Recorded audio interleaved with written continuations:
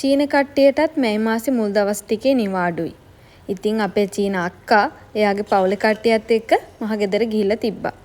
ඔයාලා දැක්කේ අක්කාගේ චූටිම බබා. අපි යාට කියන්නේ ශියබාව කියලා. ශියබාව මගේ සූකිරිත් එක්ක සෙල්ලම් කරපු විදිහ. හරිම හුරතල් නේද දෙන්නම? හරිම ලස්සනයි නේද ඒ දර්ශනේ? ඊයේ උදේ 6:00 වගේ තමයි මම ওই චිකන් කරි එක හදන්න පටන් ගත්තේ. ඒකයි එළවලු බතයි ওই දෙකම හදලා ඉවර වෙද්දි ඉතින් උදේ 8:00 විතර වුණා.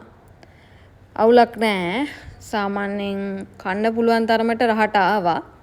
මං ඊට පස්සේ හස්බන්ඩ් ගෙනුත් ඇහුවා මේ රහද කියලා. එයා කිව්වා රහයි කියලා. මම මේ චිකන් කරි එක තනිකරම වතුරෙන් නෙමෙයි උයාගත්තේ. මුලින් වතුරෙන් උයාගෙන ඊට පස්සේ මම මේකට පොල් කිරි ටිකක් එකතු කළා. ඒකින්ද අර වෙනදා මගේ චිකන් කරි එකෙන් ආව හොද රහ ඇත්තටම ආවේ නැහැ. පොඩ්ඩක් වෙනස් රසයක් තමයි ආවේ. කොහොමරි කමන්නේ කන්න පුළුවන් තරමට හොදට තිබ්බා ඉතින්.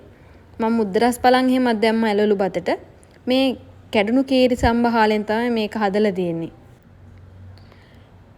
ඊයේ රෑ මායි මගේ චයිනීස් හස්බන්ඩ්ුයි හිල්ටන් හොටල් එකේ පූල් බාර් එකට ගියා. අපි එතනට ගියේ ස්ටේක් try කරන්න. මම ඔය ස්ටේක් try කරන ගම ඔයගොල්ලන්ට live stream එකකුත් ආවා. ඒකේ වීඩියෝ එක YouTube channel එකේ live කියන කොටසට ගිහිල්ලා ඔයගොල්ලන්ට බලා ගන්න පුළුවන්. මේ pool bar එකේ නම Sunset Blue. මෙතනින් කන්න අපිට ගියා රුපියල් 17000ක විතර මුදලක්. ඔයගොල්ලෝ දන්නවනේ ඉතින් අර කෑමට යන ගානට වඩා මේ ලංකාවේ ඔය වැට් එකට ඊට අමතරව අනිත් ටැක්ස් ඒවට තමයි අමතර වැඩක නැති මුදලක් ඇත්තරම ලොකුවට වියදම් කරන්න වෙන්නේ නේ. කෙසේ හෝ ඒවා ඉතින් 17000 ගාණක් ඉතින් හස්බන්ඩ් වියදම් කරා.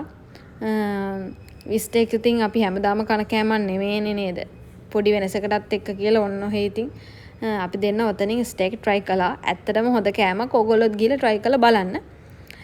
මෙතන pool bar එකේ මේ ඒරියා එක හරිම ලස්සනයි. මේ බලන්න. ලස්සනට බල්බ් වැල් දාලා ස්විමින් pool එකත් හරිම හොඳට ආලෝකමත්ව තියෙනවා. ලස්සනට කර්ටන්ස් දාලා කට්ටියට ඉන්න තැන් තියෙනවා. හරිම ලස්සනයි ඇත්තටම. හුඟක් මෙතන තිබ්බ මල් ගස් වල සුදු පාට මල් තමයි තිබ්බේ. මම ඒක මෙතන දැක්ක පොඩි ස්පෙෂලිටි එකක්. කෙසේ හෝ ඒවා හොඳ වයිබ් එකක් තිබ්බ ඇත්තට මෙතනට ගියන් පස්සේ 9:00 විතර මේ විදියට ලයිව් බෑන්ඩ් එකකුත් ඇවිල්ලා ප්ලේ කරන්න ගත්තා. ඒගොල්ලන්ට අපිට ඕන සින්දු කියලා ඉවර ප්ලේ කරව ගන්න පුළුවන්. හැබැයි ඉතින් සිංහල සින්දු නම් බෑයි කිව්වා. ඉංග්‍රීසි songs විතරයි එයාලා ප්ලේ කරේ. හරිම ලස්සනට ඒගොල්ලෝ සිං කළා. අපි හොඳට ඒ වෙලාවේදී ටයිම් එක ඇත්තටම හොඳට එන්ජොයි කළා. අනිත් එක මෙතන වේටර්ස්ලත් එක්ක ඕගොල්ලෝ සාමාන්‍යයෙන් කතා කරන්න ඕනේ ඉංග්‍රීසි වලින්. හිල්ටන් හොටල් එක කියන්නේ 5 star හොටල් එකක්නේ. එතකොට එතන ඕගොල්ලන්ට සර්ව් කරන්න එන කට්ටියත් එක්ක ඕගොල්ලෝ ඉංග්‍රීසි වලින් තමයි කතා කරන්න ඕන. ලෝක වෙළඳ මධ්‍යස්ථානය. ඉංග්‍රීසියෙන් කියනවා නම් World Trade Center. කෙටියෙන් කියනවා නම් WTC එක. අපි මෙතනට ගියා මොකද අපිට ඕන වුණා WTC එකේ ඇතුලේ තියෙන ජිම් එකට යන්න. my husband සාමාන්‍යයෙන් යන්නේ වෙන තැනක තියෙන ජිම් එකකට. නමුත් මට ආස හිතුණා හස්බන්ඩ් මීට කලින් මෙතනට ආපු හින්දා මෙතන පොඩ්ඩක් කොයි වගේද කියලා බලන්න. ඉතින් මේ මං WTC එකට ආපු පළවෙනි වතාව මේකේ ඇතුලේ තිබ්බ මොනවද කියලා ඕගොල්ලන්ට මම පෙන්නන්නම්. අර කිව්වාගේ ජිම් එක තිබ්බා. ඊට අමතරව මෙන්න බාරිස්ටා එකක් තියෙනවා. ඊට අමතරව මෙන්න මේ විදිහට ඇතුලේ පැලවවලා තියෙනවා. මේ ප්ලාස්ටික් මේ පැල නෙමෙයි මෙතන නම් තියෙන්නේ ඇත්ත පැල. අනිත් දේ කියන්න ඕනේ මෙතන අර shopping mall වගේ සුපිරි ලස්සන තැනක් නෙමෙයි. මෙතන තියෙනවා තව BOC බැංකුවක් තියෙනවා. NSB බැංකුවක් තියෙනවා.